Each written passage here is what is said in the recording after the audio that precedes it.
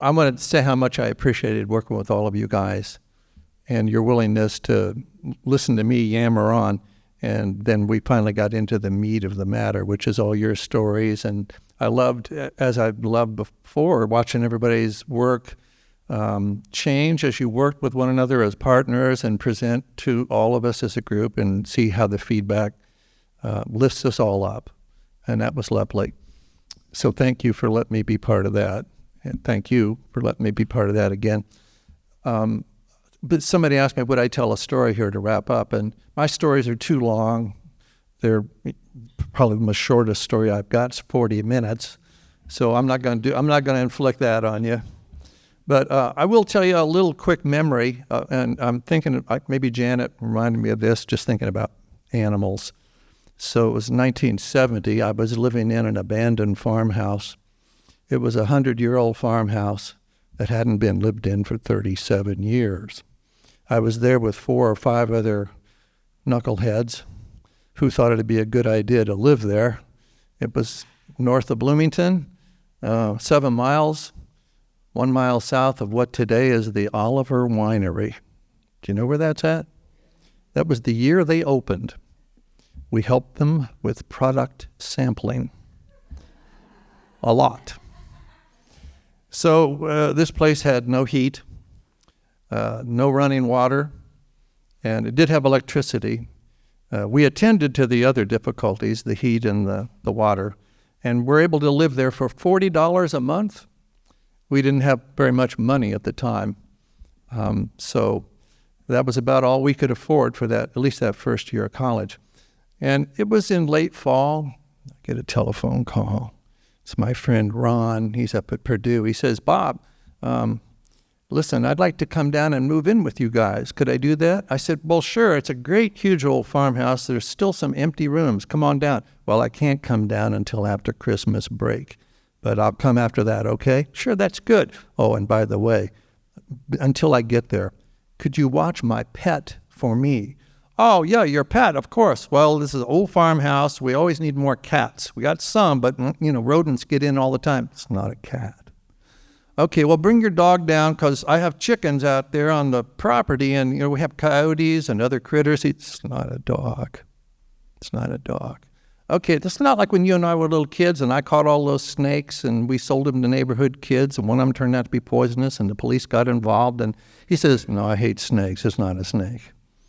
And we went through everything, fish, turtles, frogs, birds. I said, look, it's not a fish, it's not a turtle, it's not a frog, it's not a dog, it's not a cat. I mean, what is it?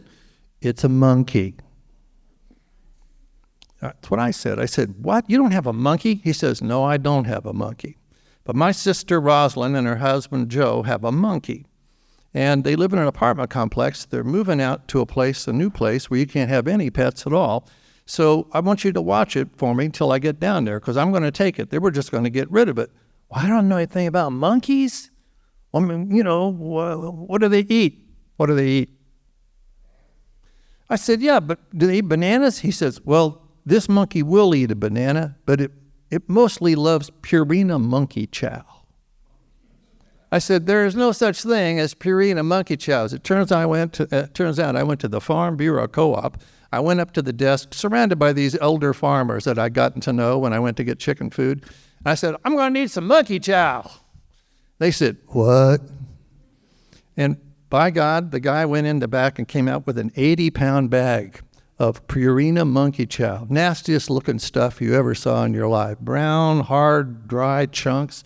That monkey loved that stuff. I don't know what it was made of. So anyway, he brings the monkey down one night to us from Purdue where he's in school. And he's got about a 6-foot-tall cage about yay by yay, a little shelf in there, covered with chicken wire. There's a little pink blanket hanging down from a shelf in there. We're all having a spaghetti dinner, all of us guys. And he comes in, he goes, well, I'm here and I've got the monkey. Well, bring it on in. So he brings in this cage and sits the thing down. They're in the big farmhouse kitchen where we're all sitting. And I said, well, there's the cage, but so where's the monkey? He said, well, she's right there. I said, well, I don't see him. There's nothing in there. He said, look at that little blanket. And the little head went. and this little head popped out 2 or 3 times. It was one of those organ grinder monkeys that you've seen in movies. You know, it's a capuchin monkey. She stood this tall, and she was looking at us.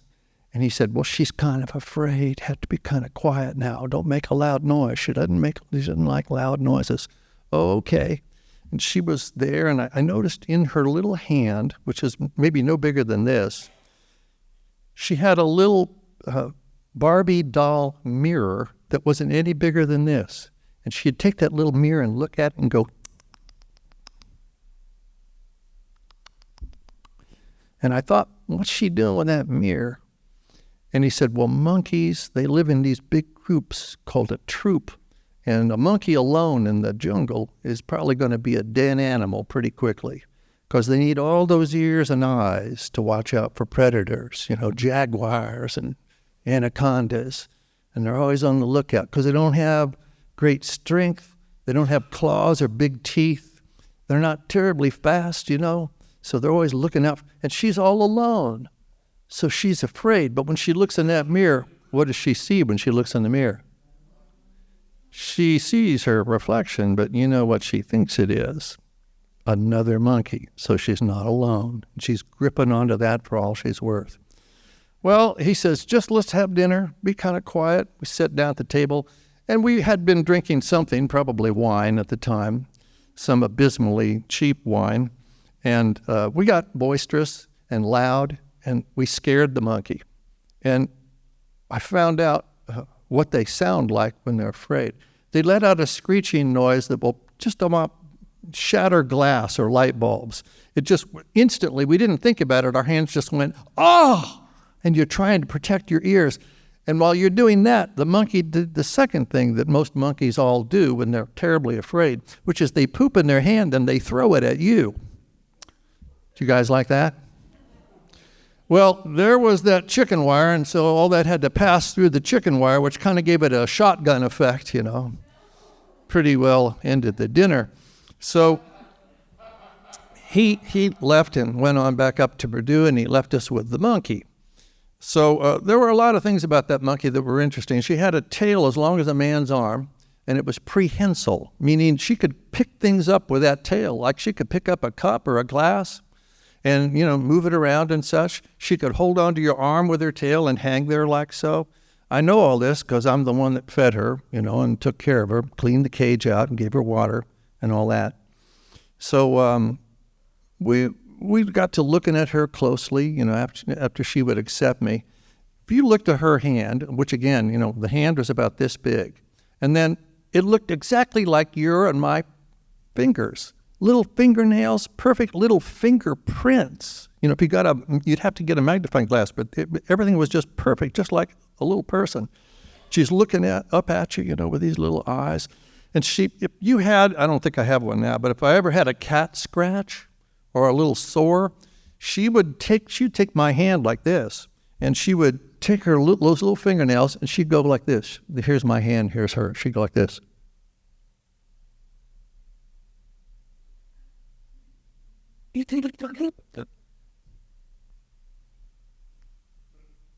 And I didn't know what she was doing.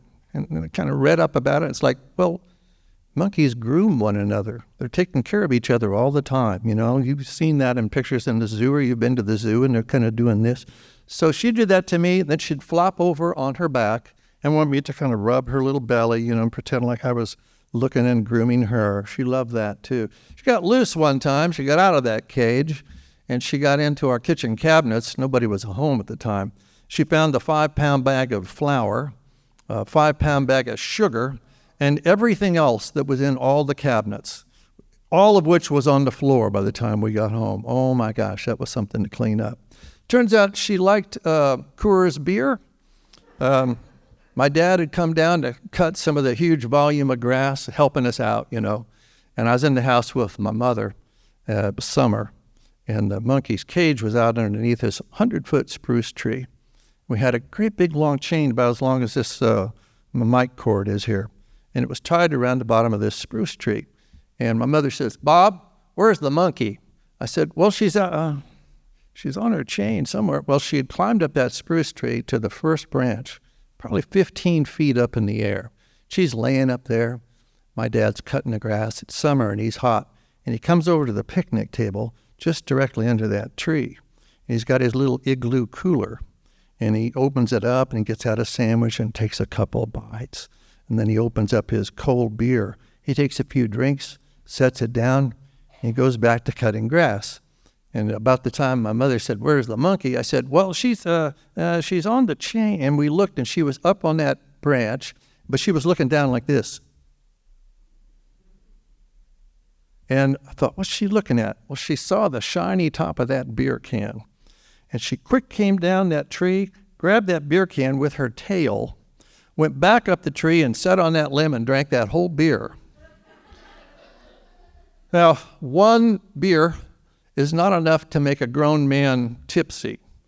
But if you're about 2.5 feet tall and you were about 12 pounds, 10 pounds, she was dead drunk. And she was up there on that limb kind of looking around when our cute little dog, Tanya, she was a collie shepherd mix, she came underneath that tree. Here's the length of that chain that she would, the monkey would be out around that tree like this, trying to get a hold of a cat, trying to get a dog with her tail and they would never get close enough. But there was no monkey to be seen, so little Tanya, the dog's walking under the tree, and the drunk monkey is up on the limb and looks down, and just, she jumped off the limb and landed on the dog's back and grabbed those two long furry ears and pulled back and wrapped her legs around the dog and wrapped her tails around it. And the dog was total freaked out and took off running with a monkey on its back till they got to the end of that chain, and pwing, the monkey flew off back in the air. This is a great day. It's a great sight. In the wintertime, it got so cold in that farmhouse, honest to God, I could be laying in my bed and look over at the wall, and you could scratch frost with your fingernail off the wall right there. Look, we had electric blankets, and that's how we got through the winter, but that just by the skin of our teeth. One night it got so cold, even that wasn't enough, and my roommate Rick, his girlfriend, soon to be his wife, lived in town with a couple other gals, and so he called her up. He said, "Carol, we're freezing out here. Can we come in town to the apartment until this cold passes, a couple nights?" "Sure, come on in." And I said, "We got to bring the monkey. She'll freeze to death." "Can Bob bring the monkey?" "Oh, okay," she says. So we go in. And that night, when it's time to go to bed, the girls are all back in their bedrooms, and we guys are pitched out on the floor out in the front. And I put the monkey in the bathroom with a little short chain. It's only about 4 feet long. And I tied it to the heat register, and then we had a little blanket on the floor for her. In the middle of the night, I hear, "Help, help, oh my God, help, help, it's killing me, oh my God." And I come running, what's wrong? Well, Jill, Carol's roommate, is in the bathroom, and the door is closed. I'm going, "What's wrong?" "It's killing me, oh my God, it's killing me." I said, "What's killing you?" "The monkey, oh my God, oh, it bit me again." I said, "What's going on?" "It's on my lap, it's biting me, get it off. I'm coming in. "No, don't come in, my pants are down." "Okay, hold on, what do you want me to do?" I don't know. So they finally got a towel and wrapped it around my head, and they kind of led me in there, because none of the monkey wouldn't let any of the gals get close to it. So I get the monkey loose, and that was a night. We had it at my parents' house to kind of round out the summer, and it was out in their backyard. In Beech Grove, where I grew up, and they lived after I left for a long time. We put the monkey out there in the backyard in that cage, and neighbors came from everywhere. You don't see a monkey all the time, or you didn't then. And so one day, the monkey got out of the cage, and I wasn't around, and it climbed up under the roof of our house and had an ear of like Indian corn, like you'd have at Halloween, and it's running back and forth across the roof like this with his Indian corn. And my 68-year-old dad got up on top of the roof of the house, on the top of the roof, and he's going after the monkey, and you heard some German curse words then, and the monkey would climb up on the TV antenna, which somebody can explain to you kids what that is later, and it'd jump over his head, and he'd have to turn around and go to the other end of the roof, and then the monkey climb up on the chimney, and he's cussing, and it's coming back and forth, and I showed up. And I called the monkey by the name I had cleverly given it when we got it. Monkey! Monkey came right over to me, which pissed my dad off all the more.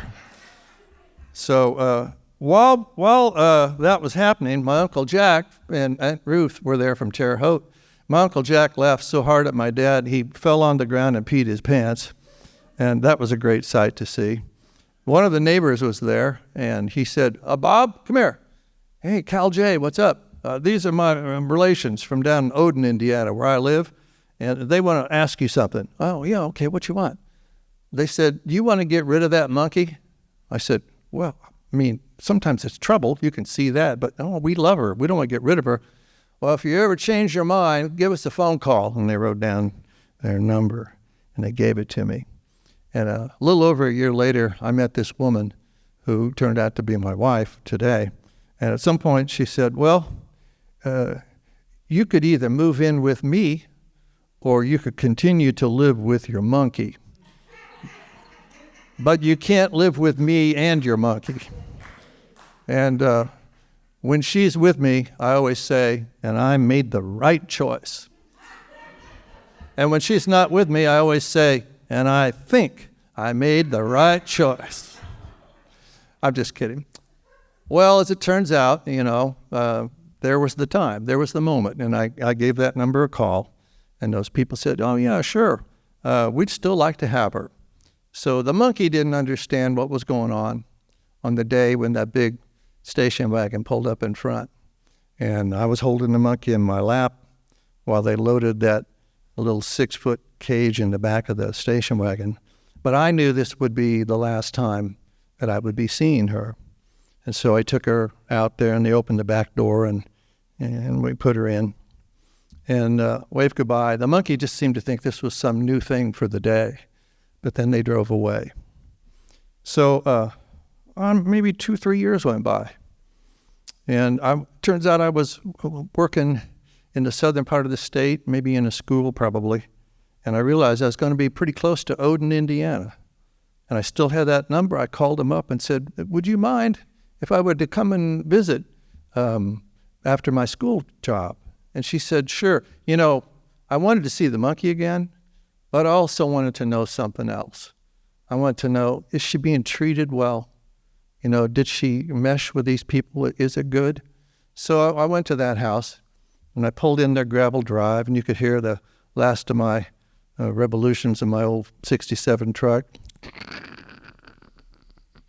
As I stopped in the drive, I went up and knocked on the door of this low-slung ranch house, and the woman comes to the door. I recognized her.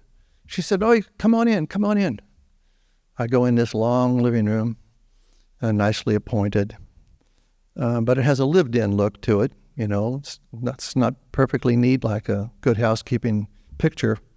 And I see balls and all kinds of little toys laying around. I said, are these all for the monkey? Oh, yeah, she said, these are all for the monkey. And then I said, well, I'd like to see her. Where's she at? And she looked at me and she said, well, the monkey is back in her room. I said, the monkey has her own room? She said, oh, yes, it's my daughter's room. She doesn't know she's away at college. So she takes me down the hallway, and we go in this nice bedroom, and the little screw-in eye hooks, they're not eye hooks, they're little hooks like this. You put them in the bottom of like a cabinet, and you can hang a teacup or something like, you know what I'm talking about? The whole ceiling of that room has got these little hooks screwed into it, and there's ropes hanging down everywhere. And I look over, and there's the monkey's cage, and there's the little pink blanket hanging down. And she goes, she's not up yet. I said, well, wake her up, okay? No, you wake her up. See, does she remember your voice? Okay. "Monkey!" That monkey comes swinging out of there, swinging across the room. Poof, she jumps into my arms, rolls over on her belly. It's like, "Scratch my belly," which I did. And then she's looking me over, And then, better still, from my point of view, she jumped into that woman's arms and she flopped over for her to do the same thing. I thought, that's good. That's good. We're out in the living room. I said, does this monkey get along as well with your husband as she does with you? She said, well, if you got 5 minutes, he's due to come back. He just went to get the paper and some coffee in town. He'll be right back. So I waited. And then we hear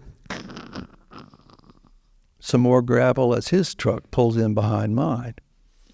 And the monkey's busy playing. She reaches over and gets the day's newspaper, and she rolls it up like this into a cylinder and puts a rubber band on either end. She goes, watch this. "Monkey, daddy home, daddy home." And the monkey grabs the newspaper, and she opens the door, and it goes running out, and it jumps up into that guy's arms and gives him the newspaper. And he's doing this again. And when I left that day, I thought, well, it couldn't be better than this. She's got a great home. And it wasn't a month later, then that lady called me up and said, well, the monkey is dead. And I said, what? I mean, how? What? She seemed fine to me. What happened? Did an animal get to her? Did she get sick or injured? What happened? She said, I don't know for sure. But what I think is this. I think she just lived as long as a monkey can live. You told us your friend's sister and husband had her for years. Then you had her for 4 years, 5 years. And then we've had her for some years. And I said, oh, so she wasn't sick nor nothing like that? She said, no, we went in there and we called her name. Monkey, monkey. And she didn't throw the blanket back and look out. And we went over there to see what was she doing, but she was already cold. I think she just died in her sleep. And I said, oh, well, that's sad. And she said, yeah, well, sort of. I said, and she was all alone. She said, oh, no, she was not all alone. She was with her best friend. I said, well, still, I find it kind of sad. She said, well, there's always sadness when something or someone passes. But on the other hand, all these people that owned that monkey loved her and took care of her. Wasn't that a good life? I said, I guess if you look at it that way, that was a good life. Well, those are my recollections about the monkey. Thanks for listening.